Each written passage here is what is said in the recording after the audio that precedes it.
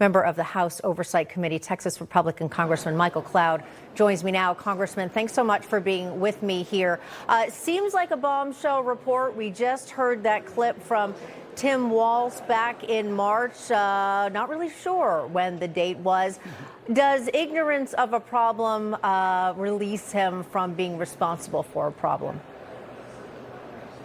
No. When you're the governor, the buck stops with you. And as the report shows, he did know as early as 2019 and did nothing about it. As a matter of fact, 30 whistleblowers were interviewed and suggested and detailed out the many ways that whistleblowers were retaliated against. And so they did not only stop it, but the state seemed to be encouraging this kind of fraud. And when you're talking about $9 billion of fraud in an $18 billion program, I mean, you're flipping a coin whether it's a program for Medicaid or it's a program of fraud at that point.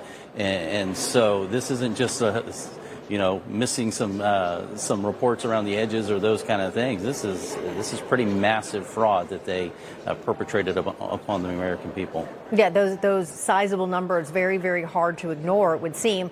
Okay, so the committee released the findings, as you did. So what happens next? Any potential criminal actions that could be taken against these figures, these people behind this, including Governor Walz?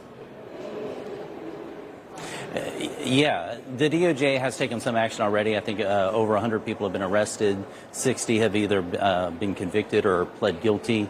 There's still a lot more work to be done. This went pretty high, and so we need to continue to look into that and have the DOJ do their work.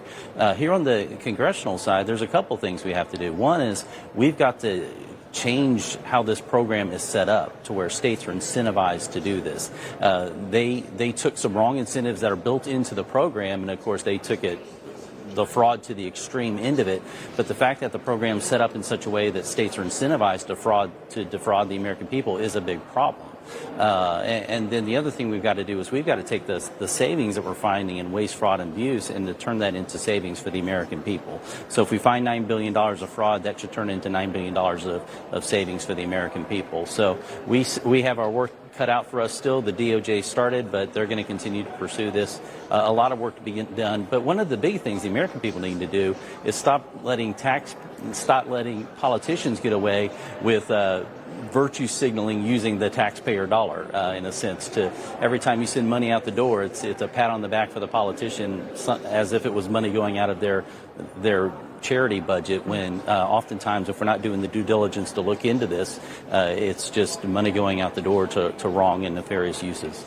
Congressman, we know that we have not gotten a statement yet from Tim Walz about this. I'm not sure if any of your Democratic counterparts have responded to you. Have you spoken to them? Are they concerned? What has the reaction been there?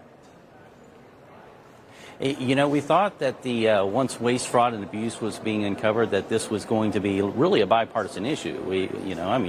This isn't a programmatic issue or a policy issue in the sense of just weeding out waste, fraud, and abuse. But we found out that as we pulled back the onion, so to speak, on fraud, that it was going through NGOs. Basically, it was this whole money laundering scheme that was underlying the leftist principles and all their activities. So you have all these NGOs that are basically get out the vote machines that are through all these little hoops being funded by taxpayer dollars. And so we're not seeing the full-throated bipartisan effort in going after waste, fraud, and abuse. As a matter of fact, we see them protecting it.